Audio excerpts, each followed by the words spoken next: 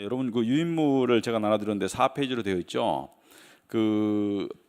제가 이 교회는 지난주부터 복귀를 했는데 지지난주에 신촌의 어떤 교회에서 이 토요일 날 집회를 한 적이 있습니다.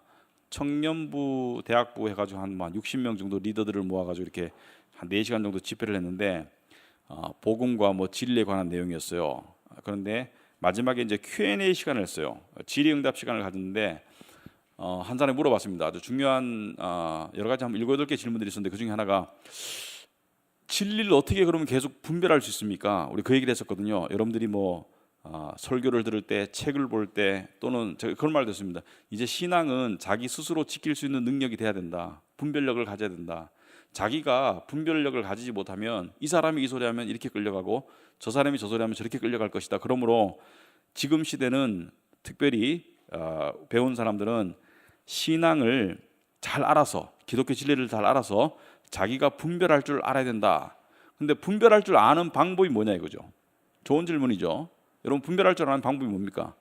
신앙을 가지고 진리를 분별할 줄 아는 방법, 또는 진리 아닌 것을 알아챌 수 있는 방법이 뭐예요? 많은 사람들이 요즘에 여러 가지 형태의 가르침, 여러 가지 형태의 예배, 여러 가지 형태의 교회를 다니는데 다 진리를 믿는다고 볼 수가 없겠죠. 예수님께서도 거짓 선생들이 나올 것을 이야기했었고요. 너희들은 조심하라고 했었고요. 말세가 되면 거짓 스승들, 거짓 선지자들, 성령의 거짓 역사가 많을 거라고 이야기하셨어요. 그래서 주님 앞에 섰을 때 나더러 주여 주여 하는 자마다 다 천국에 들어갈 것이 아니라고 이야기하셨습니다. 왜냐하면 비진리를 쫓았는 거죠.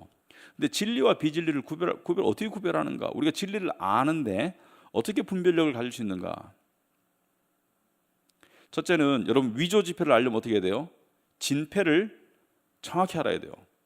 그러므로 우리는 성경을 공부해야 되는데 성경을 정리해 놓은 것이 뭐죠? 여러분, 예를 들어서 모든 학문이 그렇죠. 그래서 의학이면은 인체를 정리해 놓은 거죠. 그죠? 언어학이면은 언어를 정리해 놓은 거죠. 그러니까 신학이라는 것은 성경을 정리해 놓은 것이죠. 여기서 말하는 신학은 가짜 신학이 아니라 거짓된 신학이 아니라 정통 신학을 말하는 것이죠.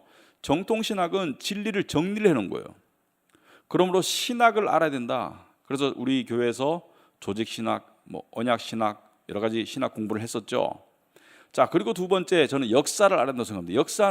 역사는 신학이 어떻게 정립되어 왔는지를 보여줍니다. 근데 신학의 정립을 보니까 신학은 이단을 통해서 정립이 많이 되더라 이렇게. 여러분, 의술은 어떻게 발달했죠? 질병을 통해서 발달하는 겁니다. 질병이 생기면은 의술이 발달하는 거예요. 여러분, 무기나 어떤 군대는 어떻게 발달하고 발전하죠? 전쟁을 통해서 그렇게 되는 거죠. 우리 몸은 사실은 영양을 섭취하기도 하지만은 병균의 침입을 통해서 우리 몸이 내성을 가지고 우리 몸이 튼튼해지는 부분도 있어요. 마찬가지로 예수님께서 순결한 하나님의 말씀을 주셨는데, 사도들을 통해서 가르쳐 주셨는데 초대교회로부터 많은 이단들이 생기기 시작합니다. 그 이단들을 대항해서 진리로 정립을 하는 것이죠. 여러분, 신천지에 넘어간 사람을 어떻게 되돌릴 수 있습니까? 신천지에 넘어가지 마 이렇게 한다고 안 넘어갑니까? 신천지에 넘어간 사람을 되돌릴 수 있는 길은 뭐예요? 우리 교회도 한 분 그런 분이 있었습니다만은 진리를 가르쳐서 비진리를 벗어날 수 있도록 도와주는 게 이 이단에서 빠져나오도록 하는 방법이죠. 마찬가지로 역사 속에서 이 진리와 비진리의 싸움을 통해서 신학이 발전했어요. 그리고 신학은 역사 속에서 진리와 비진리의 이 싸움 속에서 발전을 했는데 이것이 우리에게 실전 문제가 될 수 있습니다. 왜냐하면 똑같은 것이 반복되고 있어요. 여러분이 역사를 공부해 보면 참 놀랍도록 똑같은 것이 반복되고 있습니다. 그래서 지금 시대에는 저 목사님 따라가야 돼, 저 교회 따라가야 돼 이렇게 하시면 안 돼요. 지금 시대에는 내가 알아야 됩니다. 중요한 믿음은 내가 알아야 되고 더 나아가서 우리 자식들에게 알려줘야 돼요. 그래서 분별력을 가져야 된다. 예를 들어서 나이 드신 분들 중에 저분이 영성이 대단해, 저분이 뭐 그래도 하나님께서 쓰시는 종이니까 뭐 저런 뭐 많은 사람들이 모이겠지, 이렇게 해서는 안 돼요. 거짓 선생들도 많은 사람들이 모이게 할 수 있습니다. 심지어 미국에서 제일 큰 교회는 많은 사람들이 말씀하시기를 그분은 거듭난 목사가 아니다, 이렇게 얘기합니다. 그래서 요즘에 상당히 이 위험한 시대를 살고 있는데, 자, 그래서 오늘부터 보는 기독교의 거장들은 누구냐? 인물들은 이 진리와 비진리의 싸움 속에서 정말 치열한 전선에서 앞장서서 싸웠던 인물들인데, 자기 스스로 거장이라고 말하지는 않을 겁니다. 왜냐하면은 이들은 모두가 공통적으로 자기들은 하나님 앞에 죄인인 것을 깨달았던 사람들이기 때문에 스스로가 우쭐해 하지는 않을 거예요. 하지만 우리가 봤을 때는 하나님께 크게 쓰임받은 사람들이죠. 자, 그런데 이들은 비진리와 싸우면서, 예를 들어서 이 종교개혁 시대에는 카톨릭의 비진리와 대항해서 싸웠던 수많은 사람들이 있었죠. 루터와 켈빈, 그 이전에 살았던 사람들도 있었어요, 사실은. 근데 이전에 살았던 선각자들은 죽었어요. 화형을 당하고 로마 교황청에 잡혀가고. 그분들 중에도 한두 분 우리가 살펴볼 텐데, 역사 속에서, 이 역사 속에서 그런 인물들이 있었어요. 자, 그런데 이 영적 싸움을 통해서 이들은 성경의 진리를 다시금 빛을 발하도록 이렇게 끄집어내는데 쓰임을 받았습니다. 그래서 우리는 이 믿음의 거장들의 삶을 살펴보고 그들이 깨달은 것을 우리도 깨닫는 것이 중요합니다. 다시 말하겠습니다. 믿음의 거장들의 삶을 살펴보고 그들이 깨달은 것을 우리가 깨닫는 것이 중요합니다. 여러분, 어떤 분야든지, 예를 들어서 내가 전공이 예를 들어서 내가 컴퓨터야, 또는 전공이 내가 음악이야, 전공이 내가 의술이야, 전공이 내가 수학이야. 그런데 모든 걸 다 거부하고 나 혼자 처음부터 깨달을래 하면은 평생 깨달아도 얼마 못 깨달을 거예요. 그죠? 이미 깨달아진 것들 중에서 옳은 것을 배움으로써 더 많은 깨달음으로 나아갈 수가 있지, 나 혼자 처음부터 깨달을 거야, 나는 내 전에 살았던 사람들의 깨달음은 무시하고 내가 깨달음의 성을 처음부터 쌓을 거야 라고 생각한다면 갈 길이 어디까지 가겠습니까, 여러분? 예를 들어서 지금 인간이 비행기를 만들어내죠. 이 비행기를 만들어낸다는 것은 수많은 과학자들의 깨달음 위에, 수학자, 물리학자, 화학자, 수많은 과학자들의 깨달음과 발견 위에서 이게 가능한 것이지, 한 사람이 이 모든 것을 다 거부하고 내가 처음부터 새로운 비행기를 깨달아 볼 거야, 평생 해도 안 될 겁니다. 평생이 아니라 3대 4대를 가도 안 될 거예요. 왜? 깨달은 것을 받아들임으로써 인간은 깨달을 수 있고 심지어 더 깨달을 수 있다. 마찬가지로 믿음도 마찬가지예요. 앞에 살았던 믿음의 선진들이 무엇을 깨달았는지를 우리가 깨닫는 것이 중요합니다. 그래서 오늘 그 첫 시간으로 어거스틴을 살펴볼 텐데, 여러분, 기독교에 보면은 패턴이 있어요. 기독교가 전파되면은 그 전파된 지역에 제일 처음으로 어떤 게 있습니까? 물리적인 육체적인 핍박과 저항이 있어요. 복음이 전파되면은 핍박이 있습니다. 그죠? 핍박이 있다가 기독교가 정착이 될 거예요. 우리나라도 마찬가지죠. 복음이 전파되고 난 다음에 핍박이 있었어요. 어떤 핍박이 있었습니까? 조선의 핍박이 있었고, 일제의 핍박이 있었고, 그 다음에 북한의 핍박이 있었고, 핍박이 있다 보면 기독교가 이제 그 핍박을 뚫고 정착을 합니다. 그러면 뭐가 나타나요? 이단이 나타나요. 물론 이것이 동시다발적으로 일어나기도 하지만은 큰 흐름으로 봤을 때는 기독교의 진리가 전파되고, 그 다음에 핍박과 박해가 있고, 그러고 난 다음에 정착하고 나기 시작하면은 이단이 나타나기 시작해요. 자, 마찬가지로 이스라엘에서 시작된 복음이 정말 한 약 250여 년간 굉장한 핍박을 받았죠. 정말 사람들이, 수많은 순교자들이 있습니다. 우리 다음 시간에 순교자 중에 한 사람을 우리 공부할 텐데, 그 당시에 순교 상황을 엿볼 수 있기 때문에 수많은 순교자들이 있고 난 다음에 200 몇십 년이 흐르고 난 다음에 결국에는 기독교가 로마의 국교로 공인이 되죠. 392년에 공인이 되고, 그 이전에 기독교에 대한 핍박을 멈춘 게 313년의 밀라노 칙령입니다. 자, 기독교에 대한 핍박이 313년 4세기 초에 멈추고 4세기 말 392년에 기독교가 공인화되고 난 다음에, 로마의 국교가 되고 난 다음에 핍박이 멈췄죠. 당연히 멈춘 정도가 아니고 사회에서 출세하려면 이제 기독교인이 돼야 돼. 그전에는 기독교인이 되면 출세를 못했는데 사회에서 출세하려면 기독교인이 돼야 돼. 기독교인이 안 되면 출세를 못해요. 그런 시대가 되고 난 다음에 어떻게 됐습니까? 기독교가 바로 타락하기 시작합니다. 왜? 잘 들어보세요. 교회와 정치는 절대로 결합할 수 없습니다. 오늘날 우리나라도요, 기독교의 신앙과 정치적인 이념을 결부시켜서 강조하시는 분들이 있어요. 기독교인이 정치적인 신념을 가질 수는 있습니다. 나는 보수야, 나는 진보야, 그거 괜찮아요. 근데 그걸 절대시하면 안 되겠지만은 나는 진보 쪽이 좋아, 나는 보수 쪽이 좋아, 자기 의견을 가지는 건 괜찮은데 보수가 기독교야 이렇게 말하면 큰일 나죠. 진보가 기독교에 기독교와 같은 거 큰일 나죠. 정치와 기독교가 결탁하면은 반드시 부패하게 되어 있습니다. 그 중세 교회가 부패한 이유가 뭡니까? 바로 정치와 기독교가 결합했기 때문에 그때부터 기독교인은 겉으로 말하는 소위 껍데기만 기독교인들은 기하급수적으로 늘었으나 진정한 기독교인은 급속도로 줄어듭니다. 그걸 잘 알아야 돼요. 자, 바로 이 시대, 그러니까 4세기에 태어난 사람이 어거스틴이에요. 근데 어거스틴은 기독교 2000년 역사상 가장 중요한 인물 중에 하나이다라고 말하는 사람도 있고, 제가 생각할 때는 가장 중요한 인물이다라고 말해도 별 지장이 없을 것 같아요. 물론 사도 바울이나 이런 그 사도들을 빼고 사도 이후의 인물들 중에 기독교 역사에서 가장 중요한 영향을 끼쳤다라고 말해도 과언이 아니라고 생각합니다. 어거스틴이 354년에 태어납니다. 어디서 태어나느냐? 북아프리카에서 태어나요. 북아프리카 이 영어로 하고 한말하고 발음이 좀 다른데 타가스테라는 곳에서 태어났는데 오늘날의 알제리예요. 여러분, 그 북아프리카는 그 당시 로마 제국의 일부였죠, 그죠? 유럽을 이렇게 해가지고 밑으로 아프리카로 내려가지고 중동도 있고 로마 제국 일부였죠, 소아시아 이렇게 로마 제국 일부였는데 아무튼 북아프리카에서 태어났는데 북아프리카에서 태어났다 보니까 어거스틴이 흑인이냐 백인이냐 이런 우스운 논쟁이 있습니다. 어거스틴이 백인이었을까 흑인이었을까? 근데 오늘날의 알제리인데요. 제가 봐서는 백인도 아니고 흑인도 아니다. 피부가 까무잡잡하지만 골격은 백인 같은 그런 사람이었을 것이다. 아무튼 간에 흑인과 백인들 사이에는 그런 논쟁이 있어요.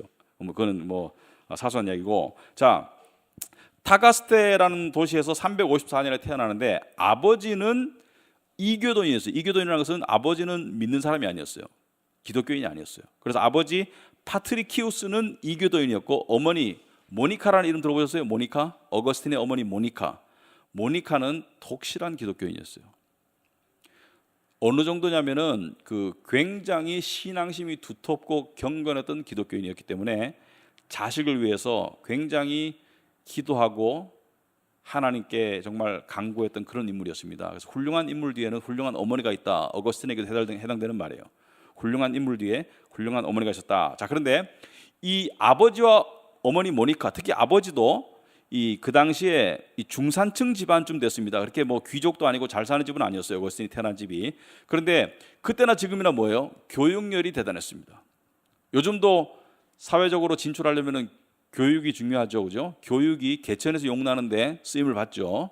마찬가지로 이 당시에도 교육이 출세에 상당히 중요했습니다. 특별히 무슨 교육이 중요했느냐? 라틴어 교육이 중요했어요. 왜냐하면 라틴어를 알아야지 귀족 사회로 갈 수가 있고 정치 사회로 갈 수가 있어요. 이 당시에 출세라는 것은 딴 게 아니죠. 연예인이 출세하는 것도 아니고 이 당시에 출세라는 건 뭐예요? 정치인이 돼야 돼. 그죠? 여러분 옛날 사회 생각해 보세요. 옛날 사회 장사한다고 출세하는 게 아니죠. 정치인이 돼야 돼. 자, 그래서 11살 때 집에서 약 30km 정도 떨어진 30km면은 이 통학이 안 되죠. 걸어서는. 그죠? 기숙학교 비슷한 데로 보내집니다. 마다우로스라는 도시의 학교로 보내졌다. 자, 지금 나오는 모든 도시는 북아프리카인 도시예요. 북아프리카, 유럽이 아니고 북아프리카지만 여전히 로마 제국의 일부죠. 자, 마다우로스라는 도시의 학교로 보내졌는데 여기서 라틴어를 배우기 시작해서 집에 와서는 집에서는 라틴어 쓰고 아프리카 말 쓰지 마, 또는 다른 나라 말, 로마 어떤 다른 지역의 말 쓰지 마 이렇게 된 거예요. 라틴어만 써 이렇게 된 거죠. 여러분 요즘에도 그런 집 있는 거 모르겠는데 어떤 집에서 영어만 써, 그죠? 영어 가르치면서 영어 써라 집에서 이렇게 하듯이 라틴어를 써라. 왜? 라틴어가 출세의 언어이기 때문에 라틴어만 쓰도록 했습니다. 자, 그러다가 좀 똑똑했어요, 어거스틴이. 그래서 17세 되던 때 좀 더 큰 도시로 갑니다. 여러분, 우리도 공부 잘하면 큰 도시로 보내잖아요. 그래서 카르티지, 영어로 카르타고라는 여전히 북아프리카에 있는 도시로 보내져요. 17세. 그런데 갈 학비가 없어. 사실 대도시에 가서 공부할 수 있는, 유학 보낼 수 있는 그 정도 집안은 아니었어요. 그런데 그 동네의 유지가 도움을 줍니다. 똑똑하니까 그 동네 어떤 유지가 학비를 대줘요. 그래서 어거스틴이 카르타고, 카르티지로 유학을 갑니다. 17세에. 거기서 무엇을 공부하겠습니까? 그 당시에는 뭘 공부해야 돼요? 여러분, 그 로마 시대에는 누가 장땡이에요? 말 잘하는 사람이 장땡이에요. 수사학을 공부해야 됩니다. 수사학, rhetorics. 그러니까 웅변술을 공부하는 거예요.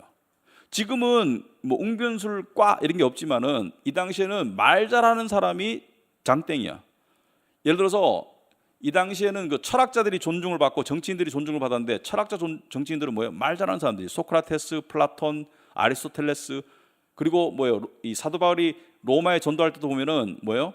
말 잘하는 사람들을 좋아하잖아요. 사람들이 말 잘하는 사람들한테 모이잖아요. 그러니까 정치인이 되든 뭐가 되든 말을 잘해야 돼. 그러니까 수사학을 공부하는 것이죠. 특별히 라틴어로 연설을 잘해야 돼요. 그래서 수사학을 공부하는데 그 당시에 가장 핫한 학문이죠. 그래서 17세 카르타고 가가지고 공부를 하는데, 자, 이 17세 나이에 다른 땅에 가가지고 특별히 엄마도 없어요. 어거스틴을 경건하게 키우려던 엄마도 없어. 어거스틴이 문란한 삶을 살기 시작합니다. 어느 정도로 문란했냐면은 이 친구들하고 어울려가지고 뭐 여기서 문란하다는 것은 뭘 말하죠? 성적으로 문란했다, 그걸 말하는 거죠. 성적으로 문란했다. 그래서 어거스틴이 17살에 동거를 시작해요. 어떤 여자랑 결혼하는 게 아니고, 결혼할 수가 없어. 그러니까 결혼할 수 있는 집안이 아니야, 여자가. 그러니까 창녀 비슷한 여자랑 동거를 합니다. 그래서 14년을 동거해요. 그래서 어거스틴은 굉장히 문란했어요, 사실은. 14년을 동거하고 난 다음에 그 아들이 태어납니다, 그 사이에서. 근데 아들이 엄청 똑똑했대요. 그 전에 내려온 이야기 보면 아들이 굉장히 똑똑했는데 16살에 죽어요, 아들이. 어떤 간에 14년 동안 동거했는데, 이때 성적으로도 문란했을 뿐만이 아니라 어거스틴이 그 당시에 유행했던 마니교라는 교가 있어요. 마니교 들어보시죠. 마니교. 세계사 시간에 마니교라고 해가지고 어떤 이 이성과 지적 체계성을 추구하는 종교였어요. 그러니까 이 마니교라는 것은 이 세상을 이성적으로 설명하는 거예요. 뭐 선의 존재, 악의 존재, 예를 들자면은 이 선한 신과 악한 신이 서로 이렇게 딱 이렇게 맞물려 가지고 서로 싸움을 하는데 누가 이길 수가 없어. 그래서 세상은 선과 악이 공존하는 것인데, 뭐 이 선은 영적인 것이고 악은 뭐 육체적인 것이다, 이래 가지고 하여튼 이성적으로 체계적으로 설명하는 이 종교에 심취해 버립니다. 그러니까 어머니가 봤을 때는 기가 막히죠. 자식이 기독교인이 되고 구원받아야 되는데, 그리고 하나님 따라 살아야 되는데 두 가지가 다 안 되는 것이죠.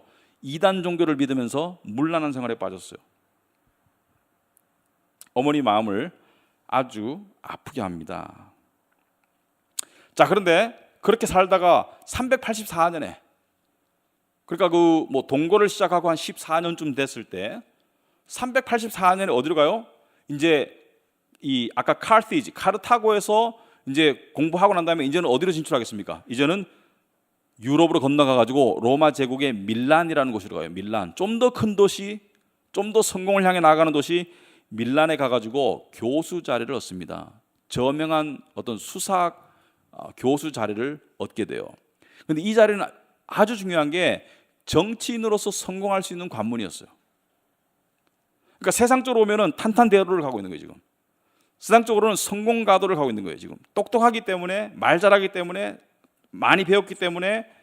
자, 그런데 이 밀란에서 어거스틴에게 아주 중요한 일이 일어납니다. 밀란에서, 그 당시 밀란에 살았던 이 정말 웅변가이면서 기독교 사제이면서 또 아주 설교로 유명한 암브로즈라는 사람을 만나요. 암브로즈라는 주교를 만납니다. 이게 어거스틴의 인생의 전환기가 됩니다. 하나님께서 사용하신 사람이에요, 어거스틴의 삶에서.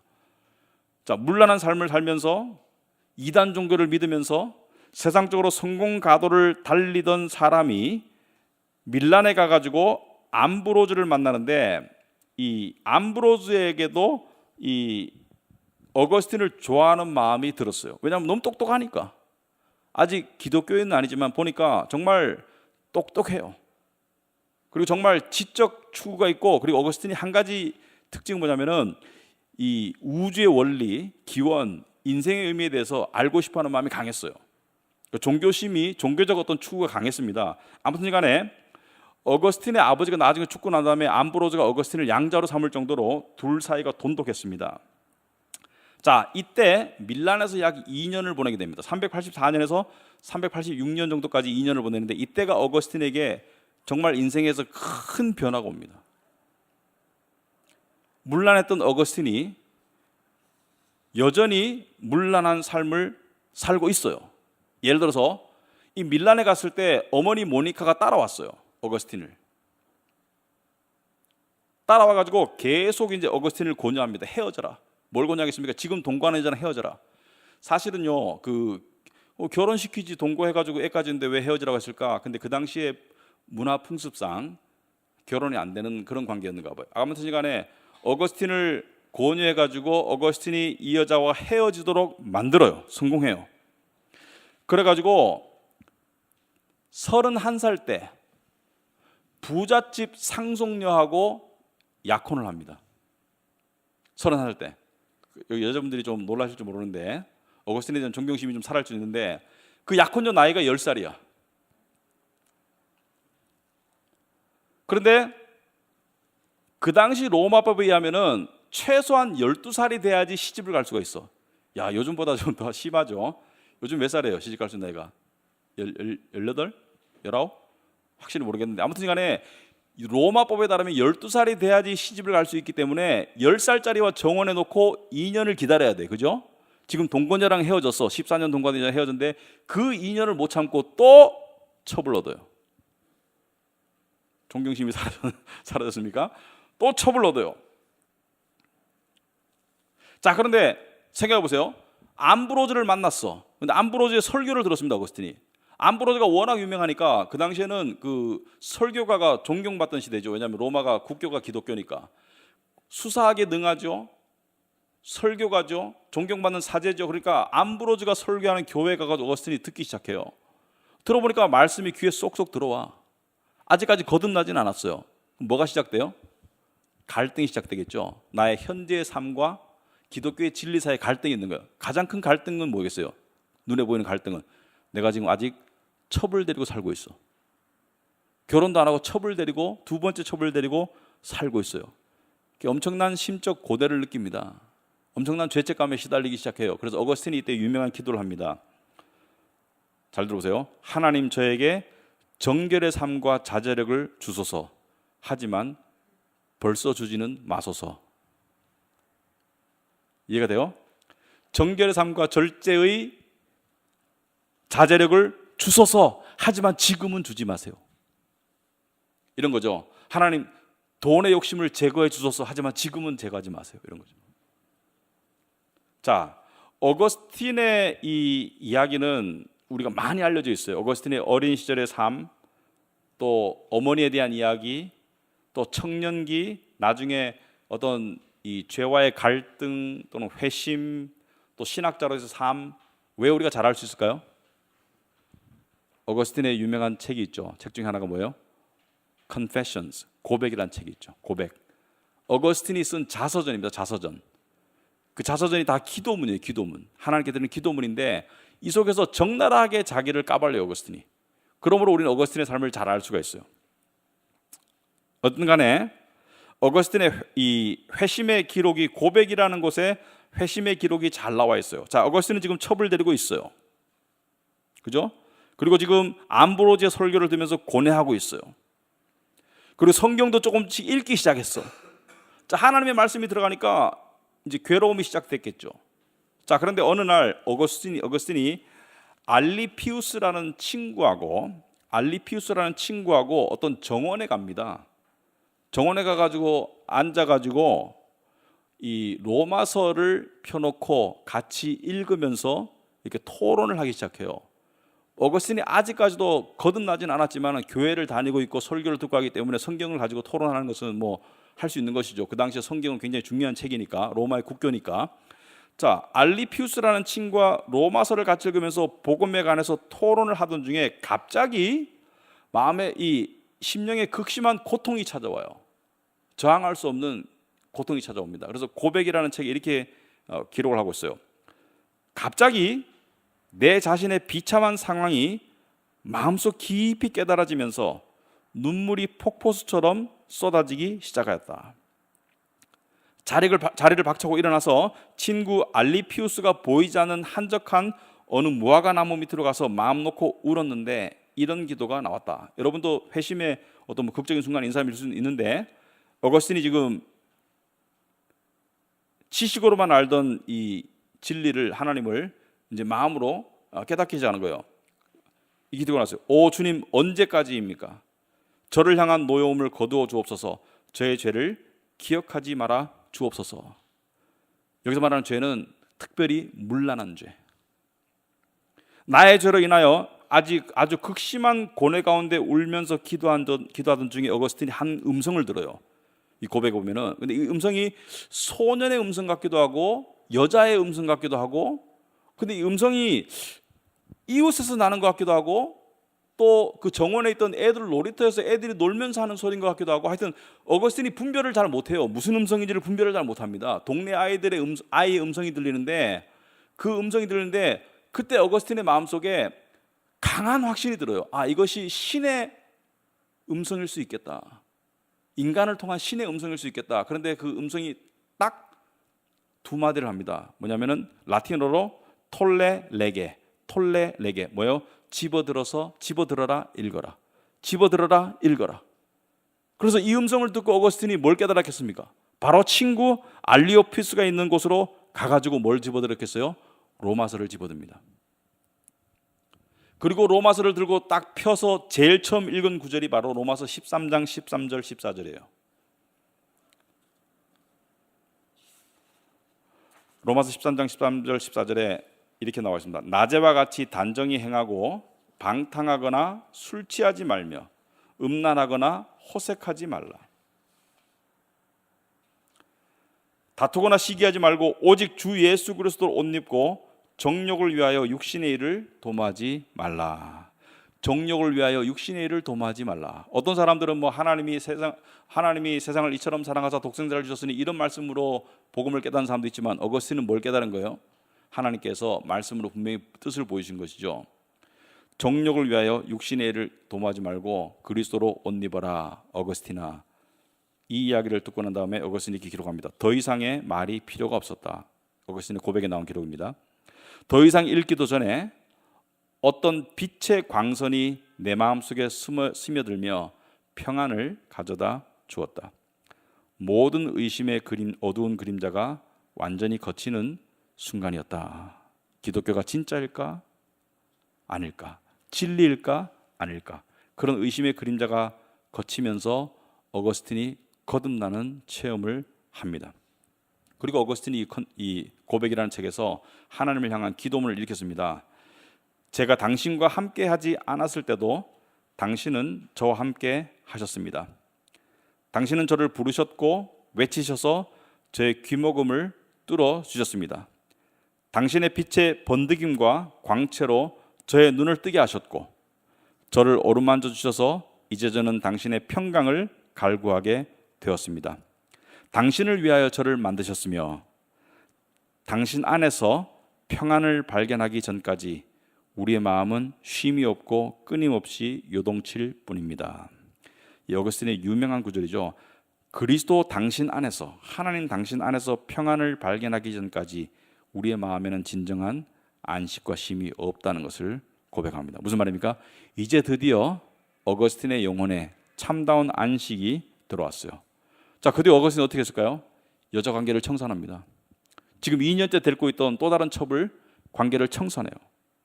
그리고 놀랍게도 그 돈 많은 상속녀, 이제 12살이죠. 12살짜리 상속녀와의 결혼도 포기합니다.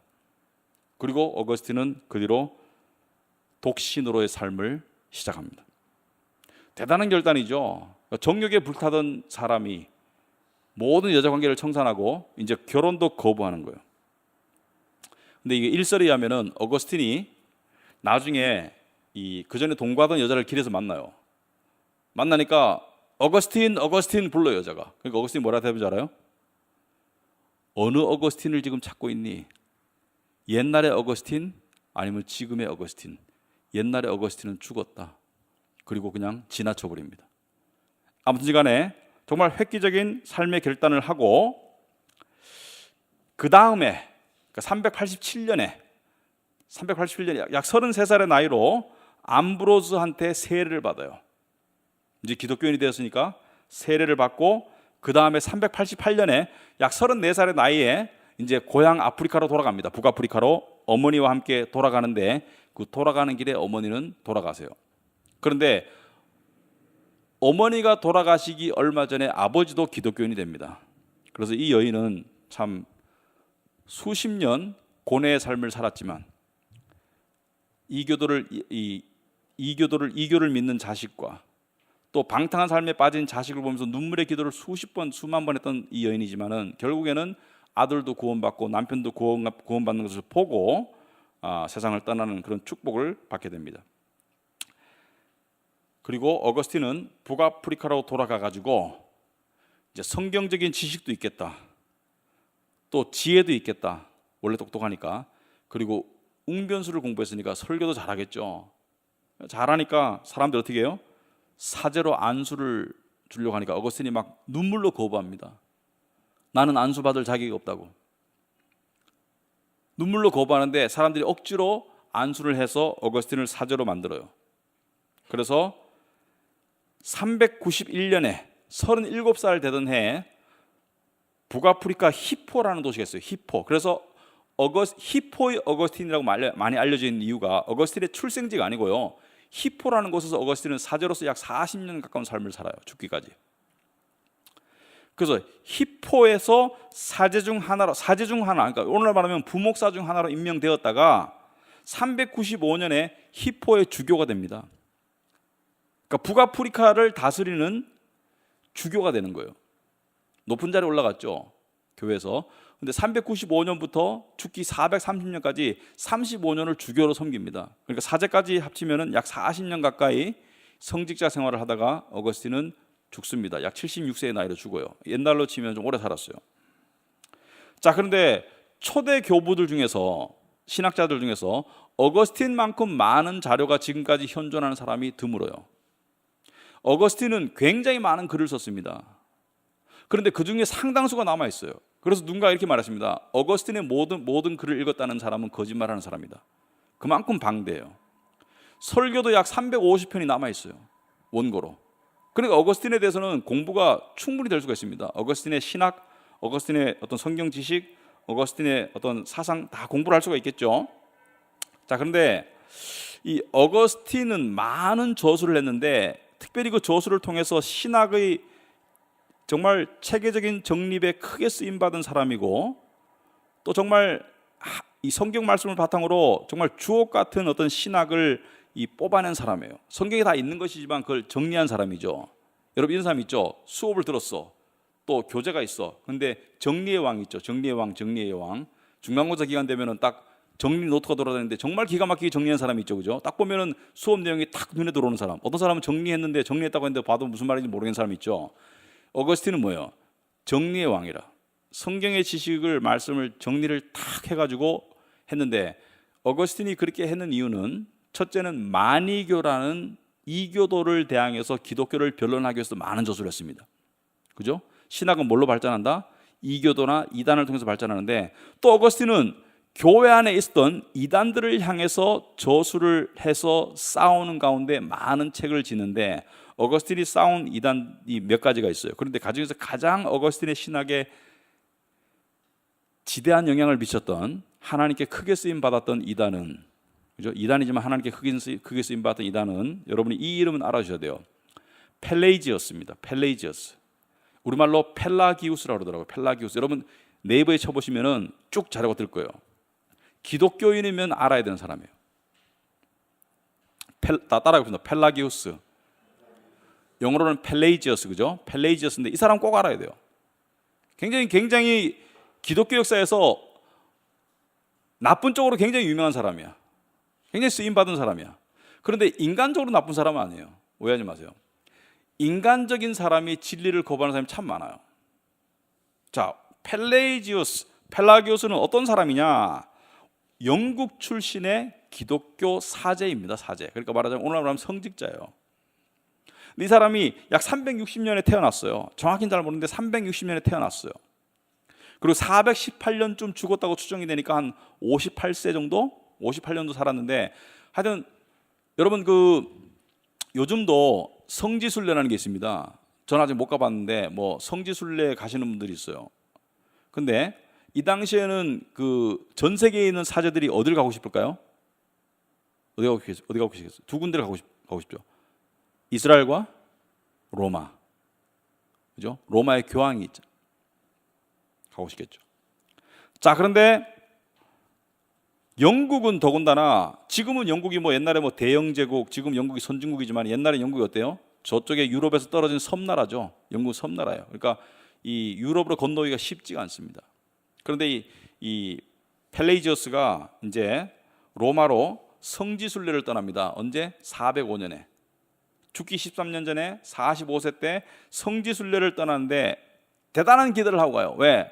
로마에 가면은 정말 성스러운 사제들, 정말 거룩한 사제들, 거룩한 믿는 자들을 많이 만날 것이다 라고 딱 가보니까 로마가 어떻겠어요?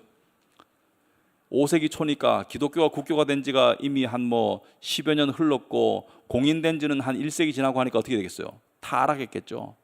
그래서 사제들이 상당히 타락하고 문란합니다. 뭐 자세한 기록은 제가 알 수 없지만 여러분 중세에 그런 얘기 있잖아요. 뭐 사제들도 다 뭐 저쪽 다른 쪽으로는 뭐 이렇게 뭐 첩을 둬가지고 자식을 낳고 뭐 이런 게 우리가 있잖아요, 그죠? 하여튼 상당히 문란했어요. 그래서 굉장히 실망합니다. 보고, 아니 로마에 있는, 소위 말해서 교회의 본산지라는 로마에 있는 사제들이 이렇게 타락하다니. 물론 다 타락한 건 아니겠죠. 그래서 펠레이지어스가 책을 씁니다. 그 책에서 뭘 강조합니까? 도덕적인 삶을 강조해요. 도덕적인 삶을 강조하는 것은 잘못은 아니겠죠. 근데 신학적으로는 완전히 삐뚤어진 주장을 하기 시작합니다. 그 중에 대표적인 책이 뭐예요? On the Nature. 그러니까 말하자면 인간의 본성에 관한 책을 씁니다. 인간의 본성에 관한 책. 그 다음에 On Free Will, 인간의 자유의지에 관한 책을 써요. 본성과 자유의지에 관한 책을 쓰는데 어거스틴과는 완전히 상반된 주장을 해요. 펠레이지어스가 쓴 책을 보고 어거스틴이 반박하고, 어거스틴이 쓴 책을 보고 펠레이지어스가 반박을 하는 거예요. 왜냐하면 정통과 이단의 싸움이니까. 근데 펠레이지어스 때문에 어거스틴이 굉장히 이쪽으로 연구하고 성경책을 통해서 신학을 정립하는데, 여러분들에게 제가 정리를 쫙 해놨죠. 여러분들 유인물에 보시면 정리가 되어 있나요? 예. 자, 보시면은 제가 어떻게 정리를 해놨습니까?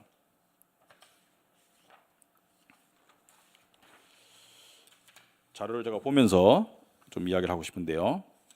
자, 펠레이지어스는 죄를, 그러니까 이 여러 가지 영역에서 정말 핵심을 제가 지금 정리를 했는데, 죄와 자유의지와 은혜와 구원에 대해서 펠레이지어스는 뭐라고 말했습니까? 인간의 원죄를 부정했습니다.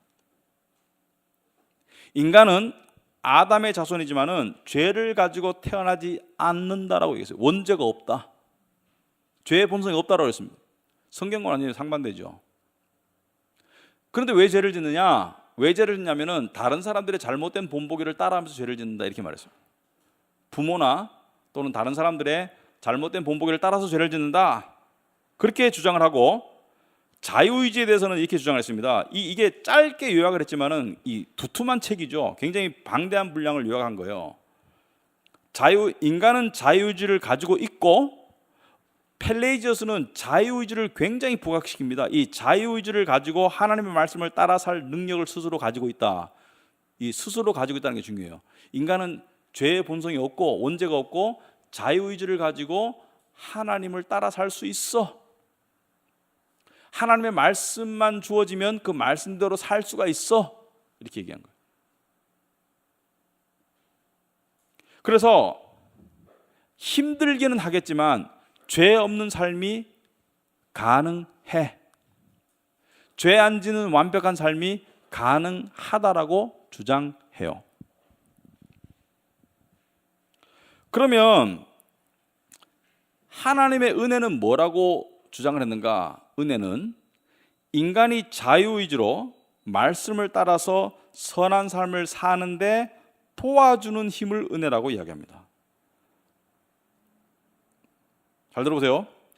하나님의 은혜는 이 잘못 들으면 오해할 수 있습니다. 우리가 인간이 우리가 말씀 따라 사는데 도와줍니까? 안 도와줍니까? 도와주는데 어거스틴에게 은혜는 거기까지야. 인간이 말씀 따라 선한 삶을 자유의지로 선택해서 살아가는데 도와주는 것이 은혜의 핵심이다 이렇게 말하면 은혜의 핵심이 그게 틀린 거예요. 그래서 진리와 비진리는 완전히 상반된 게 아니고 한 8, 90%는 비슷하게 들려요. 근데 핵심에서 달라. 그러니까 어거스틴에게는 은혜가 그게 핵심이야. 인간이 살려는 삶을 도와주는 것이 하나님의 은혜이지 그 이상이 아니야. 근데 예를 들어서 하나님의 은혜는 인간이 말씀 따라 살도록 도와줍니다라고만 얘기하면 맞아요, 안 맞아요? 맞죠? 인간이 말씀 따라 사는데 하나님의 은혜는 우리를 도와주십니다라고 말하면 꼭 틀린 말은 아니죠. 그런데 은혜가 그것이 은혜의 핵심이다라고 말하면 틀리는 거예요. 예를 들어서 이렇게 말하는 거죠. 미원은 음식 맛을 좋게 하는데 도움을 준다라고 말하면은 맞는 말이 되는데, 미원만 넣으면 음식 맛은 다 좋아지니까 미원만 넣어라 이렇게 말하면 틀리게 되는 것이죠. 아시겠습니까? 예를 들자면은, 자, 그 다음에 구원은 그럼 어떻게 해요? 구원은 여기서 중요한 단어가 시너지즘, 시너지 효과라는 거 있죠. 시너지 효과. 시너지 효과가 뭐예요? 쌍방이 서로 노력해야 돼. 그래서 신인 협동설, 따라합시다. 신인 협동설. 신과 인간이, 하나님과 인간이 협동해서 구원을 이루는 거야 이렇게 가르쳤어요. 어떻게 협동해요?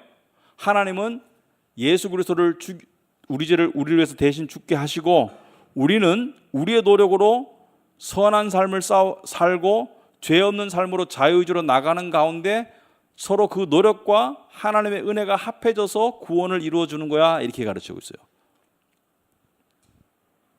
여기에 반해서 어거스틴은 뭐라고 말했습니까? 죄에 관해서 모든 아담의 후손은 원죄를 가지고 태어난다.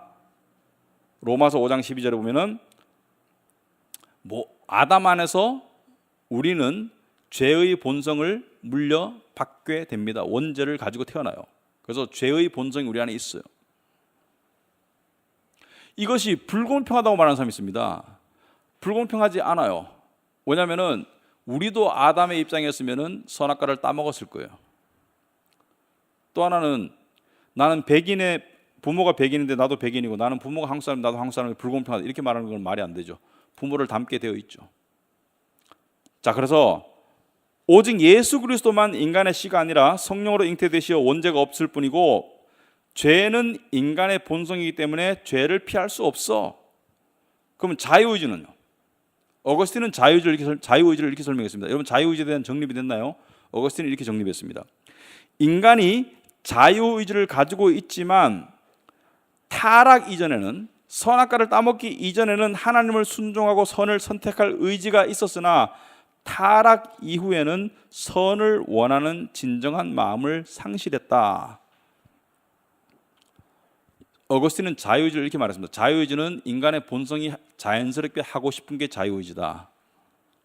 그 자유라는 게 뭐예요? 강압 안 받고 내가 자연스럽게 하고 싶은 거. 근데 나는 자연스럽게 남 도와주고 싶은데, 근데 뭐예요? 그 동기가 하나님의 영광이어야 된다. 완전한 선은. 대부분 경우 인간은 뭐예요? 자연스럽게, 여러분 법이라는 게 없고, 제가 물어봅시다. 길에 법이 없어. 경찰도 없고, 무슨 짓을 하든지 간에 안 잡아가. 그리고 수치도 없어. 그러니까 말하자면은 창피도 없고 그냥 네 하고 싶은 대로 다 해. 이러면 어떻게 될까요? 밖에 세상이. 인간이 하고 싶은 대로 다 하면 완전히 상상이 안 되죠. 엉망이 될 겁니다. 아마. 거의 많은 사람들이 죽어 나자빠질 거고 엉망이 될 거예요. 인간이 본성이 원하는 대로 하도록 내버려뒀으면, 여기 여러분 아마 깜빵 12번, 미안합니다. 저는 깜빵 12번 더 갔을 것 같아요. 그죠? 본성이 하는 대로 하면은, 화가 났을 때 욱하고 막 하고 싶은 대로 다 했다고 하면. 그죠? 그래서 인간은 선을 진정으로 원하지 않는다라고 어거스틴은 정의를 했습니다. 어거스틴 유명한 말이에요. 타락한 인간은 죄를 안 지을 자유가 없고 따라서 죄를 안 짓는 것은 가능하지 않다 이렇게 말했습니다. 타락한 인간은 죄를 안 지을 자유가 없어. 펠레이지어스는 죄를 안 지을 수 있는 의지가 있어. 우리한테는 완벽한 삶으로 나아갈 수 있는 의지와 능력이 있어. 물론 힘들겠지만 가능해. 어거스틴은 천만의 말씀, 우리한테는 죄를 안 지을 자유의지가 없다라고 말했습니다. 여기서 말하는 이 인간의 본성, 자연 상태 본성. 자, 그럼 어거스틴의 은혜는 뭐냐? 인간은 하나님을 스스로 찾지 않아. 어거스틴이 말하는 은혜는 인간이 선한 삶을 사는데 도움을 주는 것이 아니라 하나님께서 무조건적으로 선택하셨어. 이게 은혜야. 그리고 더 나아가서 그 은혜는 거부할 수 있어요, 없어요? 거부할 수가 없다. 무조건적인 선택과 거부할 수 없는 하나님의 구원을 은혜라고 그런다. 그러면은 어거스틴이 말하는 구원은 신인 협동설입니까? 아니면은 신단동설이라고, 이거 말이 어려운데요. 모널지즘, 그죠? 하나님이 일방적으로 하시는 겁니까? 일방적으로 하시는 거죠, 그죠? 펠레이지우스와 어거스틴은 이렇게 달라요. 펠레이지우스는 구원은 인간과 하나님이 협동해서 이루는 것이다. 어거스틴은 구원은 오직 하나님이 혼자 역사하시는 것이다. 그게 은혜다. 무조건적으로 선택하시는 것이고, 그 무조건적인 선택의 이유는 뭐냐? 하나님의 숨은 뜻이다. 알 수 없다. 이렇게 말했습니다. 누구를 선택하셨는지 하나님의 숨은 뜻이지 우리가 알 수 없다. 자, 펠레이지우스는 죽기 3년 전에 415년에 팔레스타인에 있는 디오스폴리스라는 곳에서 열렸던 주교회의에서, 종교회의에서 이단으로 이렇게 정죄가 됩니다. 이단이다 이거는. 그러나 펠레이지우스가 정죄되고 이단으로 정죄되고 쫓겨났다고 해가지고 펠레이지우스의 영향이 없습니까? 중세 가톨릭은 펠레이지우스를 따라 산 거예요. 실제적으로. 왜? 예수 믿고 너의 미사 참석과 선행을 통해서 점수가 합해지면 천국 갈 것이고, 점수가 조금 부족하면 연옥 갈 것이고, 점수가 아주 부족하면 지옥 갈 것이다. 연옥은 성경에 없죠. 근데 가톨릭 입장에서 내가 천국 갈 거야 라고 말하면 그건 교만해져야. 네가 얼마나 잘났길래. 그렇게 말은 못하겠고, 지옥 갈 것 같아 라고 말하니까 억울하죠. 평생 교회 다녔는데. 그러니까 연옥을 만들어낸 거예요. 펠레이지우스의 영향입니다. 펠레이지우스의 변형된 영향. 그래서 펠레이지우스의 주장을 약간 희석시킨 것이 가톨릭의 교리가 됩니다. 오늘날에도 인본주의적인 신학에는 펠레이지우스의 가르침이 있나요, 없나요? 오늘날도 여러 곳에 스며져 있어요.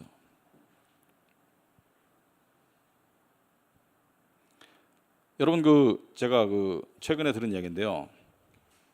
우리나라에서 아주 큰 신학교, 큰 교단 중에 하나에서 그 졸업한 학생들이 이렇게 말한대요. 한국 교회를 망친 것은 이신칭의의 교리가 망쳤다. 이신칭의는 믿음으로 의로워지고 구원받는다는 기독교의 핵심 교리이죠. 어거스틴의 신학의 핵심 교리기도 하고 기독교의 핵심 교리인데, 이신칭의가 기독교를 망쳤다. 무슨 의미입니까? 펠레이지우스적인 의미죠. 예수 믿고 구원받았으니까 지 마음대로 사니까 교회가 저 모양 저 꼴이지 이렇게 되는 것이죠. 근데 진짜 예수 믿고 진짜 구원받는 사람은 완벽하진 않겠지만은 점차적으로 어떻게 됩니까? 하나님의 율법을 쫓는 삶으로 나아가겠죠. 그러므로 거기서 말하는 이신칭의의 교리가 기독교를 망쳤다는 것은 이신칭의로 진짜 믿고 거듭난 그런 삶이 아니라 그걸 그냥 머리로만 이해하고 잘못 적용해서 내 마음대로 살아가는 삶을 말하는 거죠. 구원파 같은 거. 그런데 그렇게 주장하는 사람들은 펠레이지우스를 따라가려고 하는 사람들이에요. 여러분, 설교 속에서도요, 율법주의는 펠레이지우스의 팔라기우스주의입니다. 그죠? 네가 하는 만큼 하나님이 너를 받아줄 거야. 이게 율법주의 아닙니까?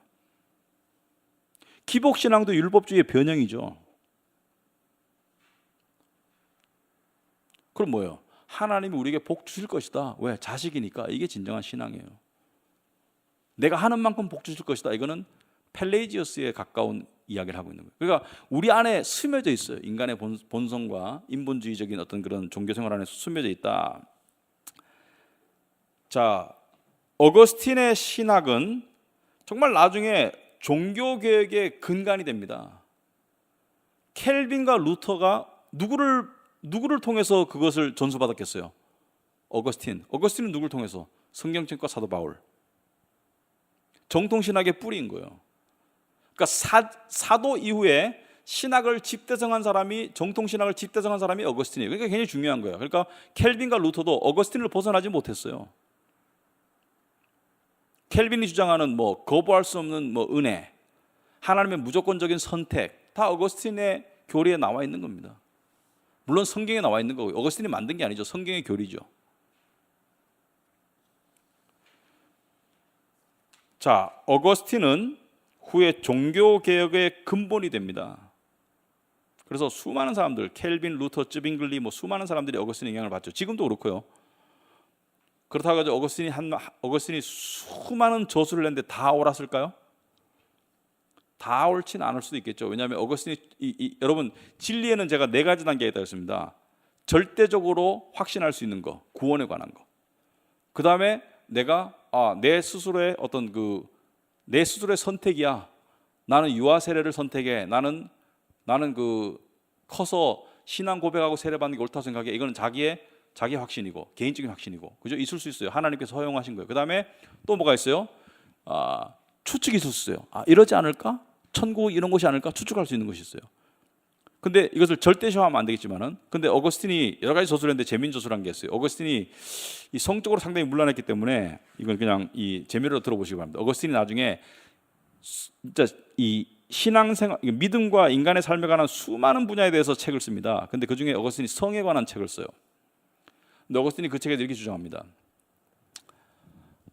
타락 이전에는, 잘 들어보세요. 타락 이전에는 성적인 흥분이 없었다라고 주장합니다. 여러분이 동의 안 해도 되고, 동의해도 되고. 근데 재밌어요. 그러니까 아담과 하와가 선악과를 따먹기 전에는 아담과 하와도 자식을 낳을 수 있었죠, 그죠? 자식을 낳을 수 있었는데 성적인 흥분이 없어.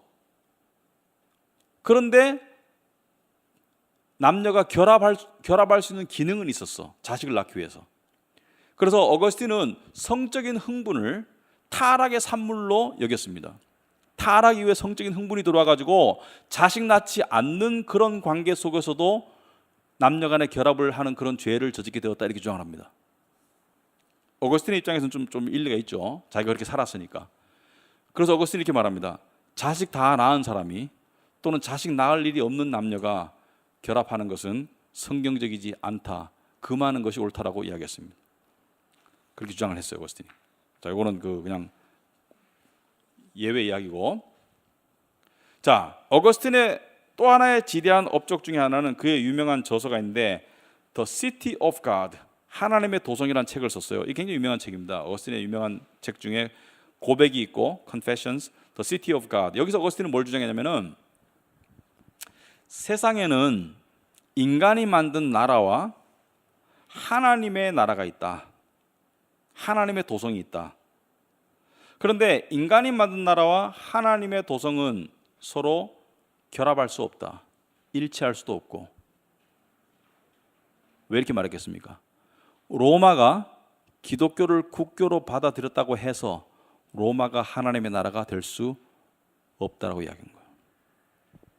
미국이 청교도가 세웠다고 해가지고 미국이 하나님 나라가 될 수 있어요, 없어요? 없어요. 하나님의 나라는 진정한 교회이다. 어거스틴은 교회를 굉장히 중요시 여겼습니다. 어거스틴은 교회를 이렇게 얘기했어요. 교회 밖에서 구원이 없다고 얘기했습니다. 진정한 교회 안에 있어야지 구원이 있다. 왜? 교회 안에 있어야지 하나님의 진리를 깨달은 사람은 교회 가니까. 교회 진리를 듣고 거기서 자라가니까. 그런데 그럼 이 땅에서의 하나님 나라는 교회이다. 교회는 결국에는 영원한 영광에 들어갈 것이다. 그런데 이 어거스틴의 이 하나님의 나라라는 것이, 어거스틴이 살았던 그 시대에 로마의 붕괴가 일어나죠. 로마 제국이 멸망의 길로 가게 됩니다. 로마 제국이 멸망했을 때 많은 로마에 살던 기독교인들이 경악을 했어요.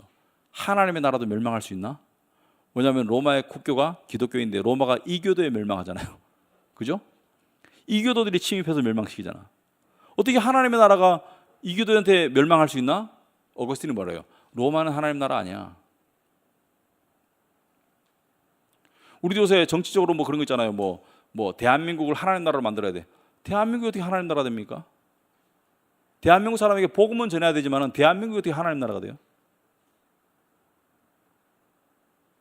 굉장히 위험한 발상입니다. 비성경적이고. 저한테도 그런 카톡이 들어오거든요. 목사님, 대한민국을 하나님 나라 만들기 위해서 대한민국을 어떻게 하나님 나라를 만들어? 이런 내용도 있어요. 지금 대한민국의 민주주의가 망하면 교회도 망합니다. 웃기는 소리죠. 대한민국이 망하는데 교회가 왜 망해? 물론 대한민국이 망해서 공산화되면 교회가 핍박받을 수는 있겠죠. 그래서 교회 망하는 거 아니죠. 대한민국과 교회는 운명 공동체가 아니에요. 어거스틴의 시티 오브 가드를 읽어봐야 됩니다. 우리 혼돈하면 안 돼요. 하나님 나라는 영원해요. 망할 수 없어요. 하나님 나라는 공산 치하에 들어가서도 물론 종교의 자유를 박탈당하니까 힘들겠죠. 그렇지만 하나님 나라는 어떠한 핍박과 어떠한 박해와 어떠한 물질적인 어떤 번영과 궁핍 상관없이 하나님 나라는 하나님께서 지키시고 보존하시고 이루어가시고 완성하시는 나라입니다. 진정한 교회예요. 그것은 어거스틴이 그렇게 얘기해서 그 당시 로마 기독교인들 중에 그 시대를 보고 절망했던 사람들에게 많은 희망을 줬다고 그래요. 우리도 그 귀담아 들을 이야기고요. 자, 어거스틴은 약 40년을 히포의 주교로 섬기다가 사제까지 섬긴 걸 하면 약 4, 5년 430년에 76세의 나이로 생을 마감합니다. 근데 자연사한 게 아니고 427년에 어거스틴이 죽기 3년 전 427년에 이 게르만족의 한 민족인 반달족이 북아프리카로 쳐들어와요. 근데 이게 종교 분쟁이었어. 사실은 옛날엔 종교적인 이유로 많이 싸웠어요. 이 반달족이 쳐들어왔어요.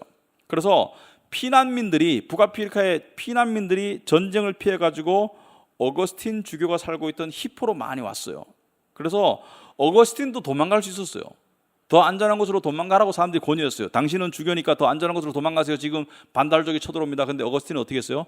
거기서 환자들을 보살피다가 거기서 환자들한테 열병을 옮겨요. 그래서 430년 반달족이 히포를 점령하기 1년 전에 어거스틴은 열병으로 죽습니다. 그렇게 생을 마감한 것이 어거스틴이었다. 자, 여기까지 제가 어거스틴에 관한 이야기를 했는데 제가 여러 가지 책과 또 여러 가지 어떤 이 소스를 합쳐가지고 제가 여러분에게 딱 정리해 전달을 드렸는데 혹시 질문 있습니까? 여러분 설교 시간에 어거스틴 이야기 많이 들어봤잖아요. 어거스틴이 뭐 이런 말했다, 어거스틴이 저런 말했다, 어거스틴이 뭐 어쩌다 이런 말했죠. 제가 한 가지 한 예화가 뭡니까? 고백에 보면 어거스틴이 자기가 이 죄의 본성을 있는 걸 언제 제일 처음으로 정말 적나라하게 깨달았는가 그걸 고백하면서 뭐라 그래요?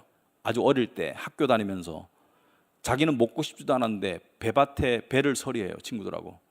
그래가지고 그거를 그냥 이 길에 버리거나 어떤 돼지를 줘버립니다. 자기는 안 좋아해. 근데 왜 내가 안 좋아하는데 훔쳤을까? 왜 훔쳤냐면은 훔치지 말라는 것을 어기는 것을 하고 싶어서. 어거스틴이 고백하는 죄의 본성이죠. 참 자기 성찰을 통해서 자기의 인간의 죄성과 하나님의 은혜를 깊이 깨달았던 사람이에요. 자, 그러면 보통 9시 반까지 하는데요. 제가 여기서 강의를 마치고 제가 4명씩 짝지 드릴 테니까 너무 오래 하지 마시고 한 15분 정도 같이 좀 이렇게 뒤풀이 하시고 좀 헤어지는 그런 시간을 가질 텐데